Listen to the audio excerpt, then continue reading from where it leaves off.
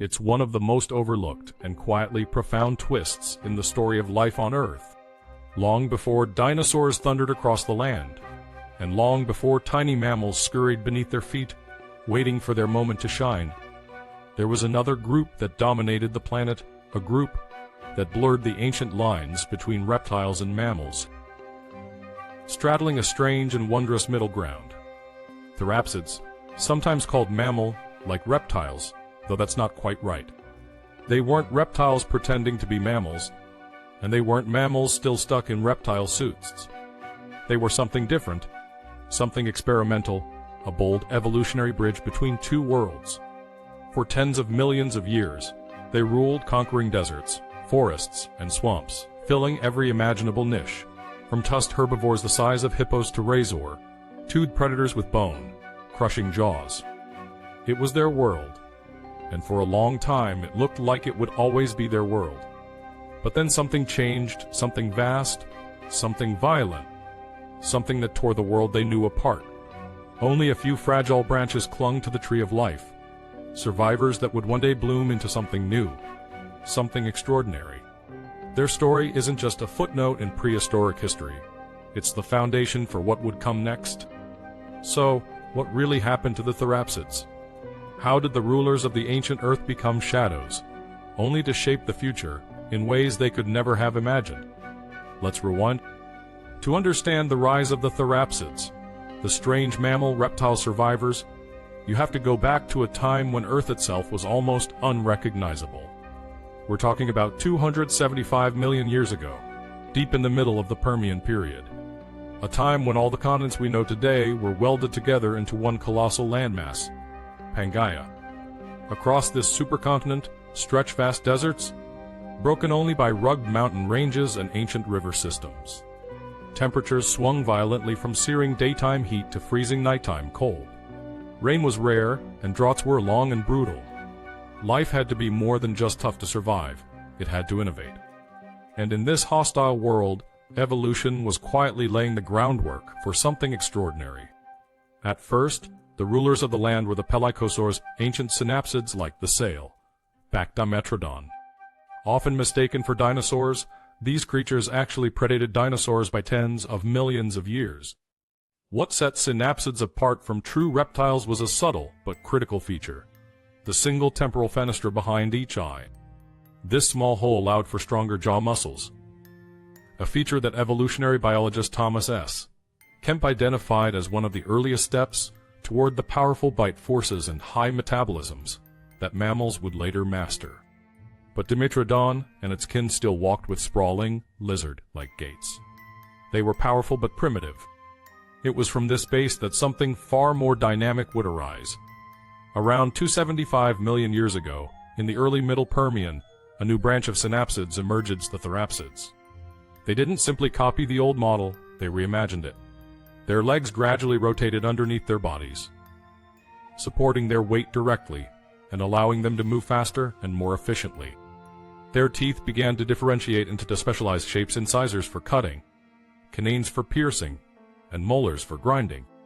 This was an early form of heterodonty, which paleontologist Jennifer Bobrink and colleagues described in 2012 as marking a major evolutionary leap. Their skulls too changed dramatically. Jaw bones became lighter, stronger, and more mobile.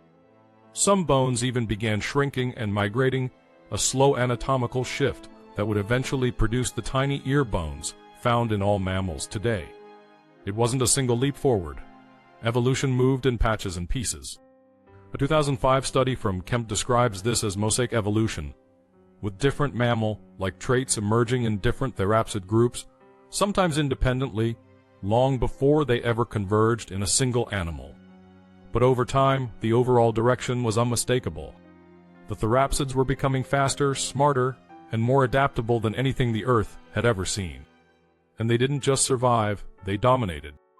Synapsids exploded into an astonishing array of forms. Across the dry interior basins of Pangaea, vast herds of Dicynodonts, beaked, tusked herbivores, grazed on hardy, low-lying plants. In wetter regions, massive dinocephalians lumbered across floodplains, their thick, domed skulls possibly used for head-butting contests, as suggested by fossil evidence described by King in 1988. In the shadows, fast, saber-toothed predators like gorgonops stalked their prey, armed with skulls so specialized that paleontologist Christian Sudur described them as the first true terrestrial apex predators. Some therapsids even experimented with behaviors remarkably similar to mammals today.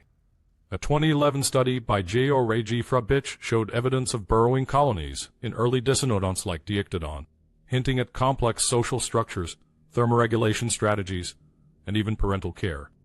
By the late Permian, therapsids had achieved a kind of ecological monopoly. In many terrestrial ecosystems, they made up over 80% of all large-bodied vertebrates, according to Michael J. Benton in his sweeping analysis of Permian biodiversity.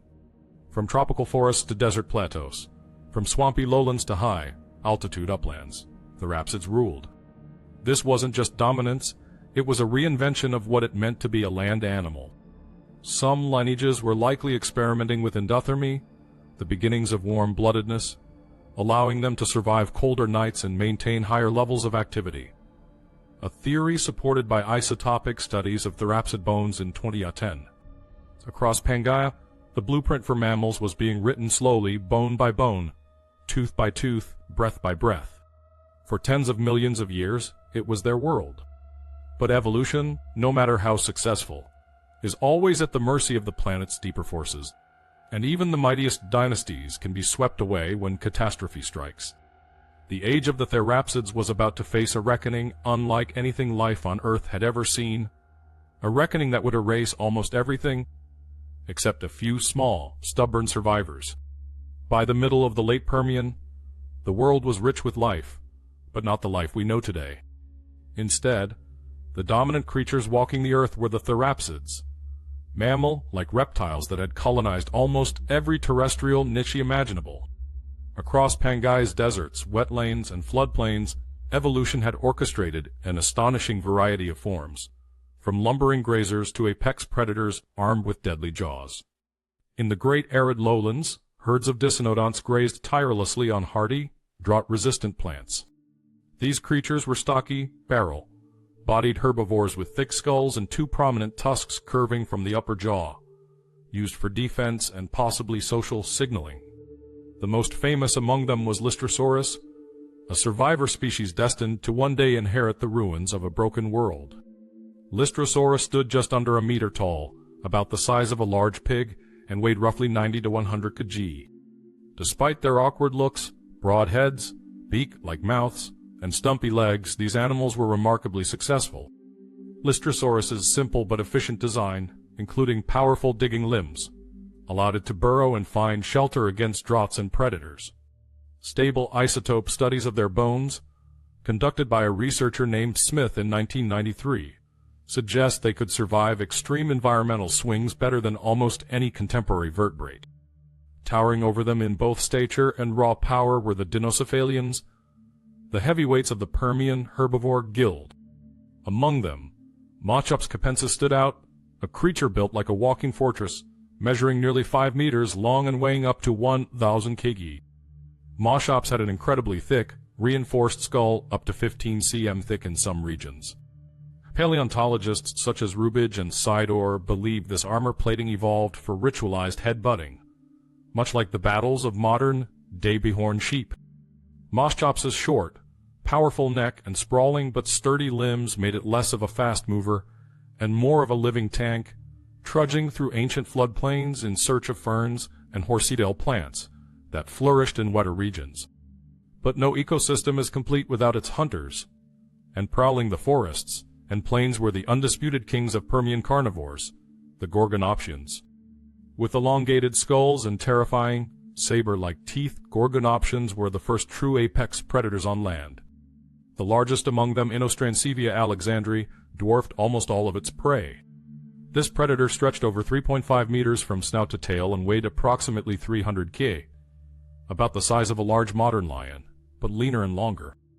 Its enormous canine teeth, some exceeding 12 cm in length, were designed to puncture deep into flesh and sever arteries with a single devastating bite. While we lack direct bite force measurements, as fossil jaws tend to fossilize without complete musculature, Biomechanical models from a 2019 study estimate that Inostrancevia could deliver a bite powerful enough to fracture bone, comparable to some of today's large carnivores like lions or tigers, but with longer slicing, driven jaw mechanics suited for rapid kill strikes. But beneath these giants, the future was quietly stirring. Small, agile cynodonts like Transitional Lyorhinus had found refuge in the margins of this booming ecosystem.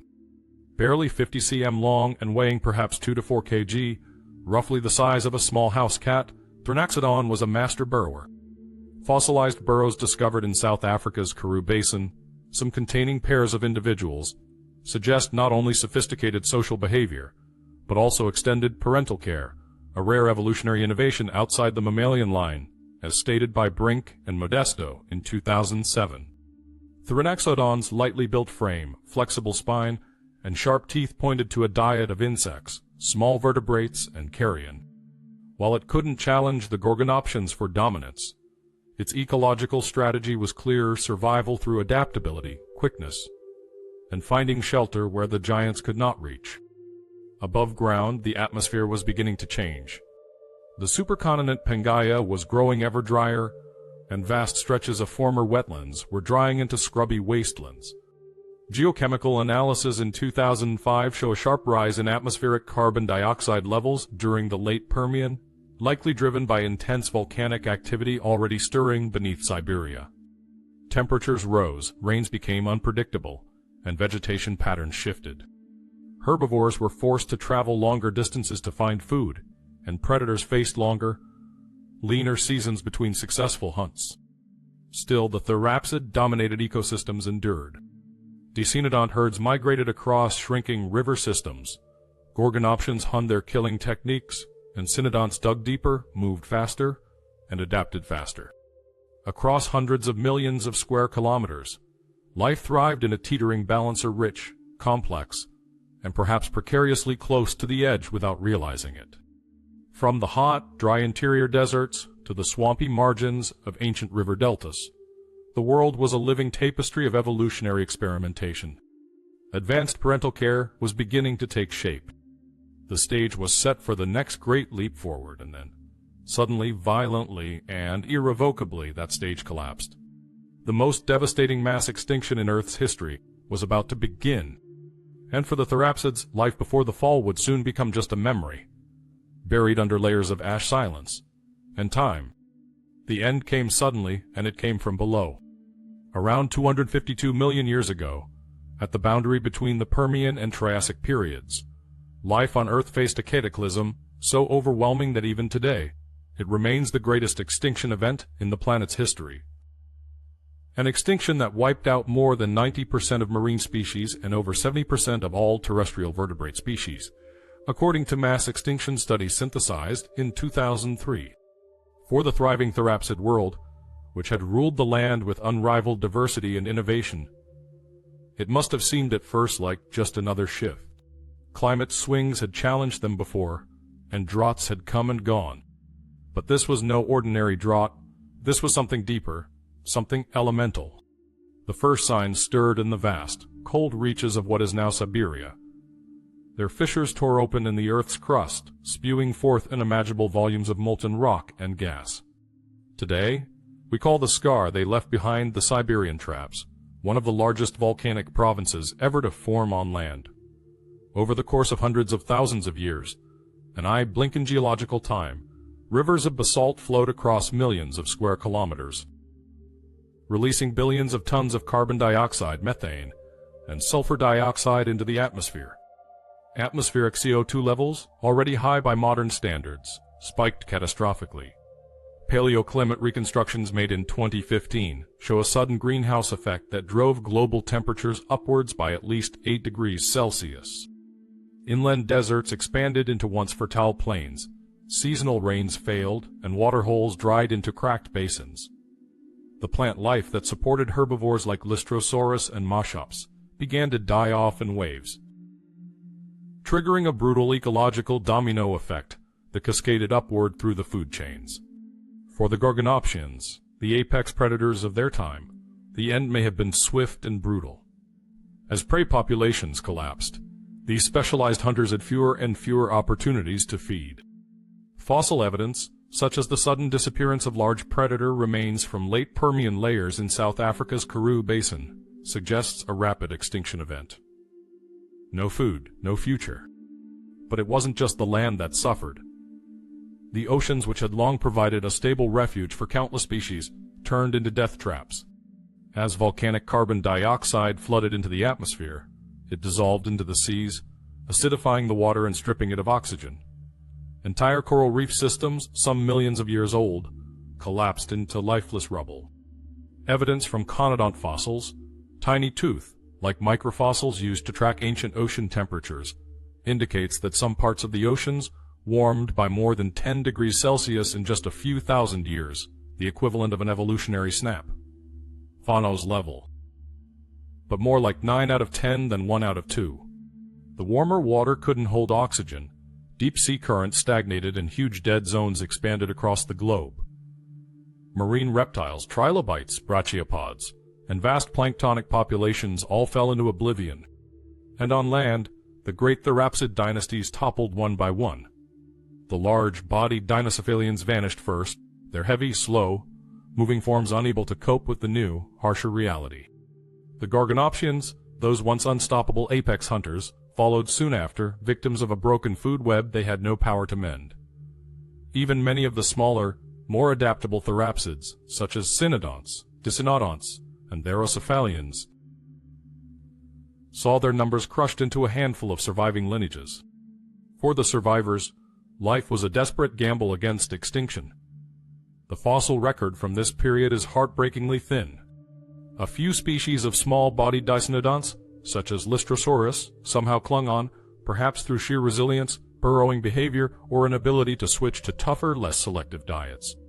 Some early cynodonts, small, warm-blooded, and adaptable, managed to find cracks in the wreckage of the old ecosystems and persist. But everything else was gone. In total, 96% of marine species and around 70% of land vertebrates were lost in what researchers today call the Permian Triassic extinction event, or more simply, the Great Dying. It wasn't a single moment of disaster. It was a drawn-out, rolling apocalypse that lasted tens of thousands of years, enough time for entire ecosystems to collapse and recover, only to collapse again, enough time for entire lineages to vanish without a trace. Enough time for Earth itself to teeter dangerously close to total biological reset. And yet, something held on a few species, a few bloodlines, a few stubborn survivors, battered but unbroken. When the skies finally cleared, when the volcanic fury subsided and the greenhouse fever slowly, painfully ebbed away, a new world waited. It was a barren world, a world of empty landscapes and broken chains of life. But it was also a world of opportunity for those tough enough, small enough, and fast enough to grasp it. From the scattered remnants of the Therapsids, a few unlikely hairs would begin a slow, patient rebuilding. And among them were the ancestors of mammals. Not kings, not conquerors, just survivors, carrying forward the battered legacy of a world that had almost ended. A world whose echoes still hum in every heartbeat, every breath, every living mammal walking the earth today. When the smoke finally cleared after the Great Dying, the earth was almost unrecognizable. Where once sprawling forests and vibrant, therapsid ecosystems had ruled, now there were wastelands, bleached landscapes, empty skies, and rivers choked with dead plants and silt. It took millions of years for life to even begin to reestablish itself. Recovery was painfully slow. Species diversity remained dangerously low for at least 5 million years after the extinction event, according to analysis of terrestrial recovery by Benton and Twitchett in 2003. Entire ecosystems teetered on the edge of collapse with each new drought, each seasonal shift. Yet the survivors adapted. Some of the old Therapsid lineages staggered into the New World, desperately trying to rebuild what they had lost. Small-bodied dicynodonts like Lystrosaurus, barely larger than a modern pig, exploded across southern Pangaea, becoming almost absurdly abundant for a time. Fossil beds in South Africa and Antarctica are so dominated by Lystrosaurus remains that paleontologists sometimes call it the Lystrosaurus zone. Early cynodonts, small, clever, and warm-blooded, quietly diversified as well, laying the evolutionary groundwork for mammals. But a new force was stirring in the broken world, one that would ultimately change everything. From the shadows of obscurity emerged the archosaurs, the ruling reptiles. Archosaurs, or ruling lizards, were a group of reptiles that included ancient relatives of crocodiles, pterosaurs, and most significantly, dinosaurs.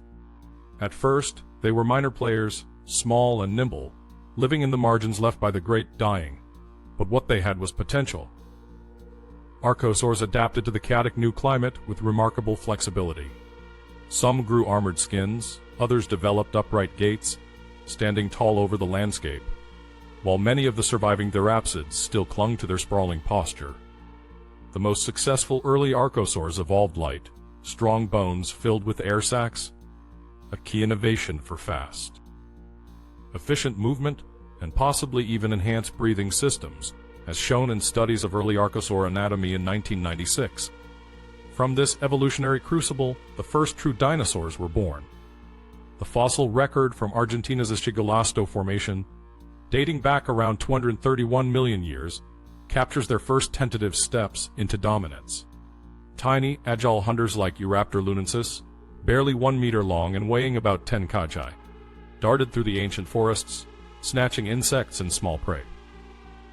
Despite its small size, Euraptor showed key traits of later dinosaurs: a lightweight, upright posture, and quick reflexes. It was, as paleontologist Paul Sereno described it, close to the root of the dinosaur family tree. Not long after came Herurosaurus aeschigilastensis, one of the first large predatory dinosaurs. Growing up to 6 meters long, nearly 20 feet, and weighing around 300 kg, Herurosaurus was a lean, deadly carnivore with serrated teeth and a powerful bite. Studies from 2009 of its fossilized jaw could slice and pull flesh, much like modern big cats. In a blink of geological time, new lineages of dinosaurs were branching out into stunning herbivores, armored tank-like creatures, and towering predators.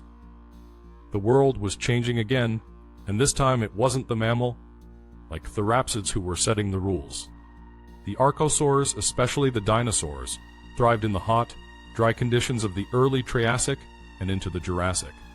They evolved quickly, filling ecological roles left vacant by the Great Dying, and they grew larger, faster, and stronger. Their upright posture gave them better breathing efficiency, greater endurance, and the ability to dominate landscapes where sluggish, sprawling survivors couldn't compete.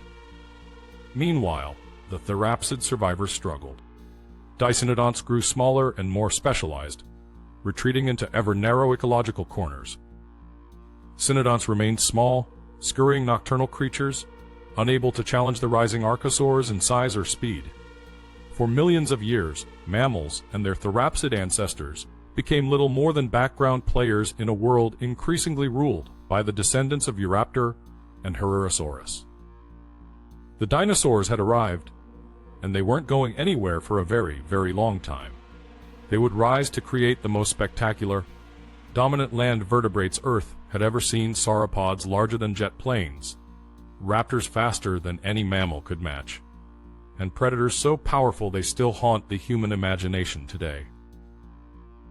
But even in this new world of thunderous footsteps and towering giants, the tiny, stubborn legacy of the Synapsids endured in the shadows, in the trees, in the quiet places, waiting. Because the age of dinosaurs would not last forever.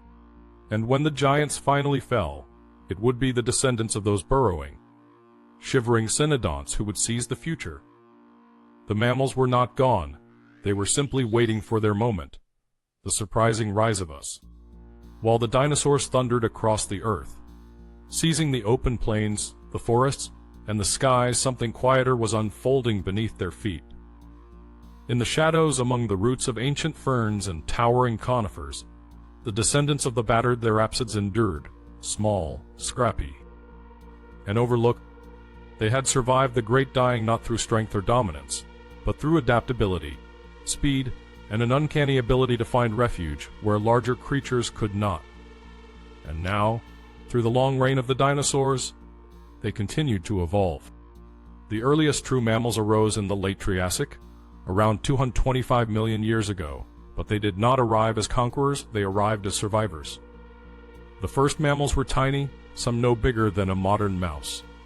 Morganeucodon, one of the earliest and best known examples, measured just about 10 cm long and weighed a mere 20 g, less than a golf ball. Fossils from whales in China show that Morganeucodon had sharp, differentiated teeth for slicing insects, a relatively large brain for its size, and the first clear evidence of a fully functional mammalian jaw joint. Their bones tell a story of high metabolism, possibly even warm-bloodedness. Isotopic analysis of early mammalia forms conducted in 1993 suggests that creatures like Morganeucodon were capable of regulating their own body temperature, a huge advantage in the fluctuating climates of the Mesozoic night. They likely lived mostly in the dark, avoiding the dinosaurian daylight world. Their senses sharpened accordingly. Evidence from 2013 cranial study shows that early mammals developed acute hearing and an improved sense of smell. These were vital tools for surviving in the dangerous, dinosaur-dominated world. They weren't all the same. Some, like Hadrocodium, pushed mammalian brain size even further, hinting at increasing behavioral flexibility. Others, like Megazostrodon, displayed extremely fast growth rates and rapid sexual maturity, traits that help them reproduce quickly in unstable environments. But no matter how varied, they shared common strategies: stay small, stay quick, and stay hidden.